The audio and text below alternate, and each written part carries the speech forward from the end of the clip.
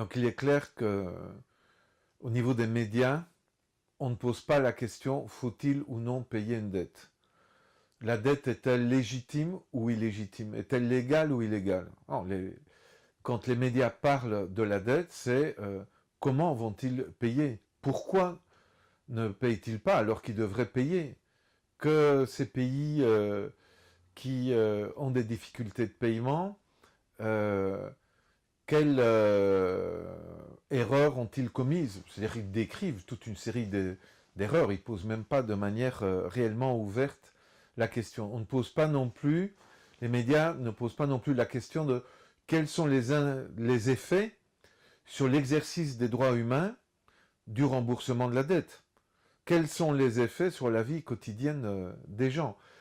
Euh, les médias ne posent pas ces questions parce qu'il ne faut pas, de leur point de vue, les médias dominants veulent éviter que les citoyens et les citoyennes interviennent dans le débat politique ou dans la décision politique en faveur de suspendre le paiement de la dette ou de répudier une dette. Or, l'histoire de l'humanité, c'est une succession de conflits autour des dettes et de décisions prises à certains moments par des gouvernements de suspendre le paiement de la dette ou de répudier la dette ou de la renégocier.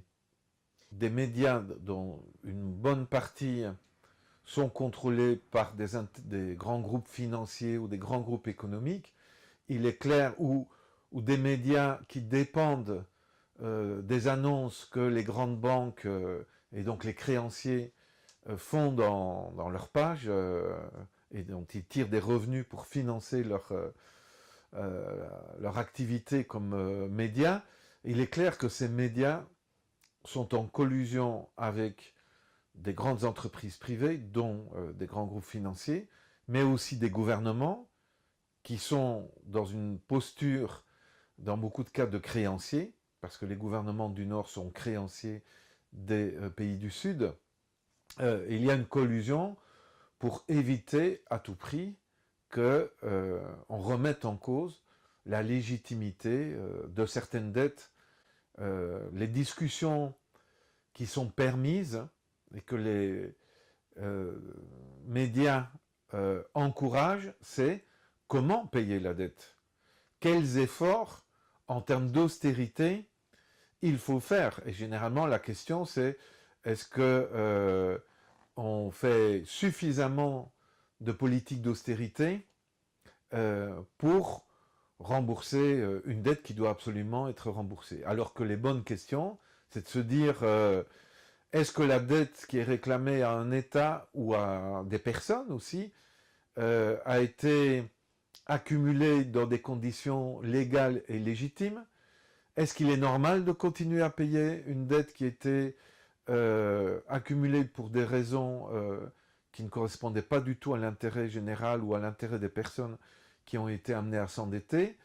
Et comment éviter que de telles dettes, si elles sont illégitimes, continuent à être payées et impliquent du non-respect de toute une série de droits humains fondamentaux, qu'ils soient des droits économiques, sociaux, culturels, politiques ou civils. Oui, c'est très clair que les médias dominants, et notamment dans des pays comme la France ou l'Allemagne ou la Belgique ou l'Espagne, ont présenté la question de la dette grecque comme les Grecs se sont endettés de manière totalement exagérée pour soutenir un train de vie qui ne correspondait pas aux possibilités économiques réelles du pays.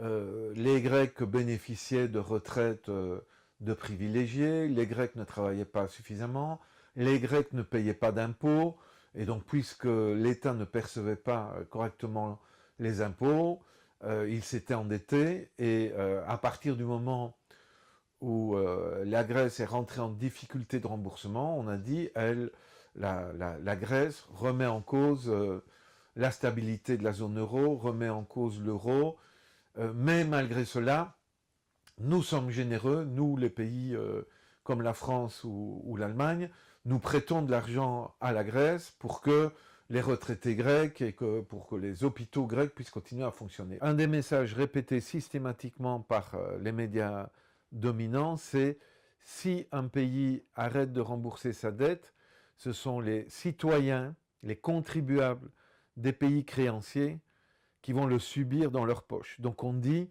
si la Grèce arrête de rembourser sa dette, cela va coûter à chaque Français 1000 euros. Et donc on induit dans la tête du Français, il faut absolument que les Grecs continuent à payer leurs dettes, ou sinon moi, qui vis déjà des difficultés suite aux politiques d'austérité, je vais avoir 1000 euros en moins dans mon portefeuille pour les dépenses courantes que je vais... Donc ça, c'est la démarche qui est induite. Or, il est très clair qu'un pays qui suspend le paiement de sa dette n'entraîne pas comme conséquence que les contribuables du pays créancier vont devoir, eux, renflouer et pallier à cette suspension de paiement. Il y a des formules parfaitement praticables qui sont jamais mentionnées par les médias.